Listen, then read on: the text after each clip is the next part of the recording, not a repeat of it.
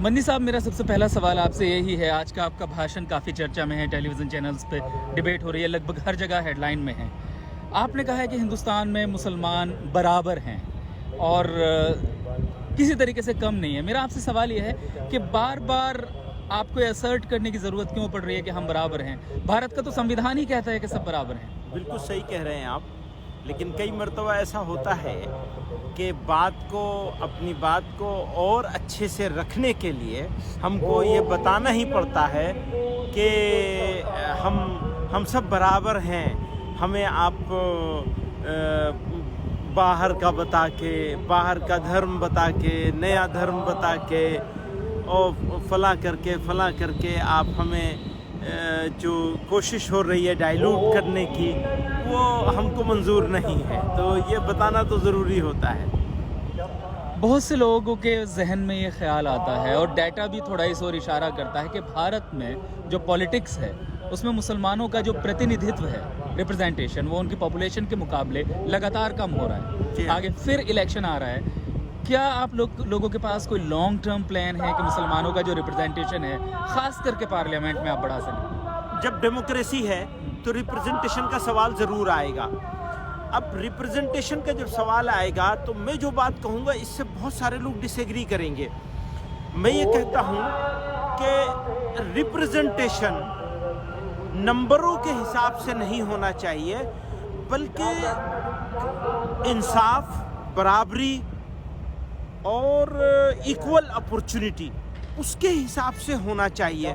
मान लीजिए नंबर मुसलमानों के कम रहे, थोड़ी देर को आप ये माने मुसलमानों का नंबर भी बढ़ जाए तो कोई हर्ज नहीं, लेकिन अगर कम रहे और नाइंसाफ़ी ना हो, इक्वल अपॉर्चुनिटी हो, अनजस्ट न किया जा रहा हो और एक ख़ास सोच को मुल्क में लाने की कोशिश न की जा रही हो, जुडिशरी अपना काम ठीक से कर रही हो, एडमिनिस्ट्रेशन अपना काम ठीक से कर रहे हो, लेजिस्लेचर्स अपना काम ठीक से कर रहे हो, तो अगर वो कमी होगी भी तो कुछ खलेगी नहीं। एक सवाल ये भी उठता है, जहां हम रामलीला मैदान में खड़े हैं, यहाँ से कई बार हिंदू राष्ट्र की मांग उठी है और बहुत से लोग ये मानते हैं कि भारत धीरे धीरे हिंदू राष्ट्र की तरफ बढ़ रहा है। तो अगर भारत उस दिशा में जाता है, मुसलमान अपने आप को कहाँ देखते हैं? देखिए, ये एक मुश्किल सवाल है और एक साथ सारे सवालों को एड्रेस करना मुश्किल है।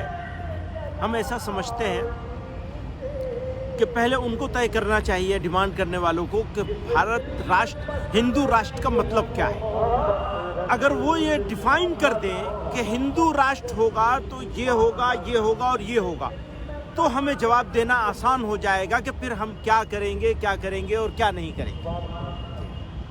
आज के दौर में जो भारत के मुसलमानों के हालात हैं, उनकी पहचान पर, उनके जो रिप्रेजेंटेशन है उस पर, एजुकेशन पर, अभी मिनिस्ट्री ऑफ माइनॉरिटी अफेयर्स ने मदरसों का बजट कम किया, तो हर तरीके से कहीं ना कहीं ये फीलिंग आती है देख करके कि मुसलमान साइडलाइन हो रहे हैं और बहुत से लोग ऐसा कहते हैं। क्या आपको भी कभी एहसास होता है? बहुत सारी शिकायतें हैं और ये शिकायतें अक्सर शिकायतें जायज़ हैं।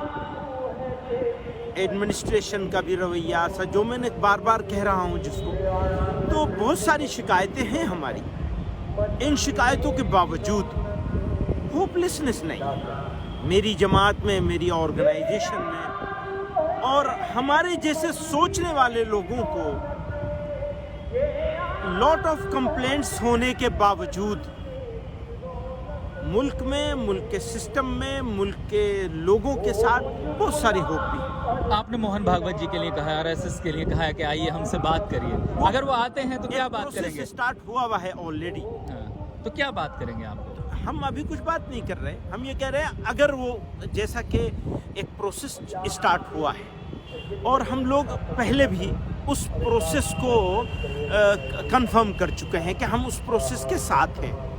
आज हम यहाँ, क्योंकि मुल्क भर के लोग जमा हुए थे, हमारे मेंबर्स, और हमारा ये एक जनरल सेशन हो रहा है, प्लेनरी सेशन हो रहा है, तो हमारे लिए ज़रूरी हुआ कि हम यहाँ वो जो बात हम अब से 10 दिन, 15 दिन, 20 दिन पहले कह चुके हैं कि हम इस प्रोसेस के साथ हैं, जो प्रोसेस 5 लोगों ने स्टार्ट किया है और सरसंघ चालक से मिले हैं, तो उसको यहाँ से कंफर्म किया गया है।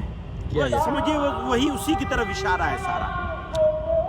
आज के दौर की जो दुनिया है, ग्लोबलाइजेशन, हिंदुस्तान के जो वाक़यात हैं दुनिया में और जगह अपना असर रखते हैं और जगह के वाक़यात हिंदुस्तान में असर रखते हैं, तो उस ग्लोबलाइजेशन के इस दौर में जहाँ वर्ल्ड इंटरकनेक्टेड है, भारत के मुसलमानों की आप क्या स्थिति देखते हैं? अगर उन्हें आप देखिए, पाकिस्तान से कंपेयर करें, बांग्लादेश से कंपेयर करें या दूसरे इस्लामिक वर्ल्ड से कंपेयर करें? ऑफ कोर्स बेटर है। अभी किस हम लिहाज क्या से? चाहते हैं, हम क्या चाहते हैं इस ग्लोबल वर्ल्ड में, इस ग्लोबलाइजेशन में इंडिया लीडिंग रोल प्ले करे। और हमारा ये यकीन है कि अगर माइनॉरिटीज़ को या किसी भी सोसाइटी के किसी भी पार्ट को सप्रेस किया गया या उनके अंदर फीलिंग आई सप्रेशन की, तो मुल्क हमारा वो लीडरशिप वाला रोल प्ले नहीं कर पाएगा। इसलिए हमारी ये लड़ाई ज़्यादा है, यानी अपने देश मुल्क के लिए राष्ट्र हित में है ये लड़ाई। मैं एक पॉलिटिकल सवाल करना चाहता हूँ। आपने बीजेपी का नाम लिया, आपने आरएसएस का नाम लिया। जाहिर तौर पर इन तंजीमों का सियासी असर है, तो अगर इनसे आपकी बातचीत शुरू होती है तो क्या हम ये कह सकते हैं कि आगे मदनी साहब राजनीतिक तौर पर इनका समर्थन भी कर सकते हैं?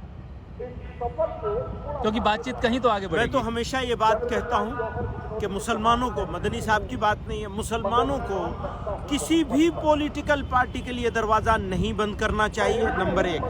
नंबर 2, कभी इस इरादे से खड़ा नहीं होना चाहिए कि किसी पर्टिकुलर पॉलिटिकल पार्टी को हर हाल में हराएंगे।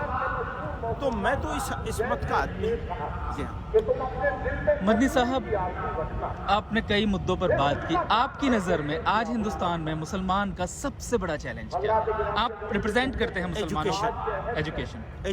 क्या उस दिशा में पर्याप्त काम हो रहा है? बच्चियों की एजुकेशन, बच्चों की एजुकेशन। अभी हम लोगों ने मदरसों के लिए शुरू किया है NIOS के साथ, और 7,000 से ज़्यादा बच्चे कुछ 18 महीनों के अंदर इनरोल हो चुके हैं। कई हज़ार 10th का एग्ज़ाम भी दे चुके हैं, और ये 50,000 तो हम अगले 2-3 सालों में पहुंचाने का इरादा किया हुआ है। इसके अलावा हम एक रेजोल्यूशन लाने वाले हैं लड़कियों के लिए एजुकेशनल इंस्टीट्यूशंस बनाने के, डिग्री लेवल के और हायर एजुकेशन के।